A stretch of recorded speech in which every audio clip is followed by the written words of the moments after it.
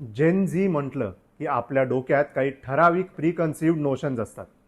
कुणाचं ऐकत नाहीत, काही सांगितलं की 5 प्रश्न विचारतात आणि नियम मोडतात. खरं आहे ना? पण एक गोष्ट बघायला हवी की ही पिढी कुठलीही गोष्ट ब्लाइंडली फॉलो करत नाही. त्यांना त्यांच्या कॉन्शियन्सला जे पटेल तेच करायला आवडतं आणि अनेकदा तो निर्णय योग्य सुद्धा असतो. आश्चर्य वाटलं असेल ना? असं काय करतात हे? चला, आज आपण अशाच एका सोशल ट्रेंडबद्दल बोलणार आहोत, जो शांतपणे बदलतोय, पण त्याचा परिणाम मात्र खूप मोठा आहे. भारतामध्ये आजची तरुण पिढी म्हणजे मिलेनियल्स आणि जेनझी आरोग्याकडे जास्त लक्ष देऊ लागले. पार्टी असो, गॅदरिंग असो किंवा सेलिब्रेशन, मागील काही वर्षात तरुणांमध्ये एक नोटिसेबल चेंज झाला आहे. अल्कोहोलऐवजी नॉन अल्कोहोलिक ड्रिंक्स आणि मॉकटेल्स याची मागणी वाढली आहे. नेल्सन आयक्यूच्या सर्व्हेनुसार भारतामध्ये 34% कस्टमर्स आता पूर्णपणे अल्कोहोल टाळण्याचा किंवा अत्यंत कमी अल्कोहोल घेण्याचा निर्णय घेत आहेत. हा आकडा जगाच्या सरासरीपेक्षा दुप्पट आहे. यातील निम्म्याहून अधिक लोक 18 ते 34 या एज ग्रुपमधील आहेत. म्हणजेच तरुणाईचं नेतृत्व स्पष्ट आहे. हा बदल फक्त ट्रेंड नाही, तर सेल्फ रिअलायझेशन आहे. फिटनेस, हेल्दी डाएट आणि मेंटल हेल्थ यांची जाणीव वाढत आहे. अल्कोहोल कमी केल्यामुळे झोप नीट होते, दुसऱ्या दिवशी थकवा येत नाही, कामात किंवा अभ्यासात अडथळा राहत नाही, नीट कॉन्सन्ट्रेशन करता येतं, शरीरावर दीर्घकालीन दुष्परिणाम कमी होतात.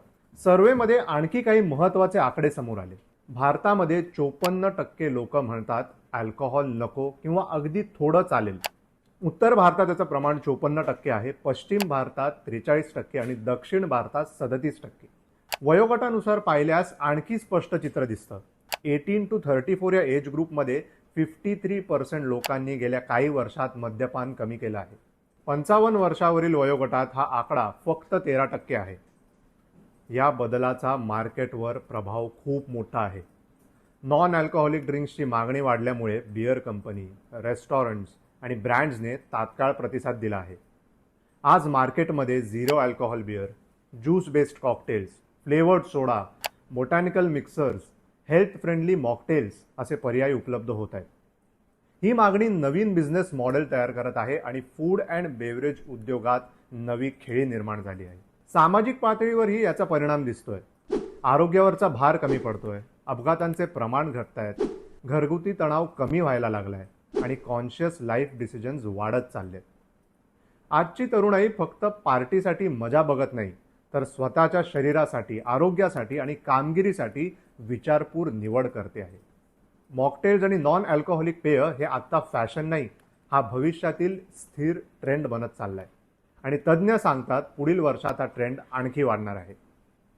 जेनझीला कुणाचंच ऐकत नाहीत असं म्हणणारे कदाचित ह्यावेळी त्यांच्याकडून ही गोष्ट नक्की शिकून घेतील. जेनझीचं हे पाऊल तुम्हाला योग्य वाटत असेल तर नक्की त्यांना सपोर्ट करायला कमेंट करा आणि हा व्हिडिओ तुम्हाला आवडला असेल तर व्हिडिओ लाईक करा, शेअर करा आणि तुमचे कमेंट मात्र नक्की करा, कारण जे योग्य आहे त्याला योग्य म्हणायला काय हरकत आहे.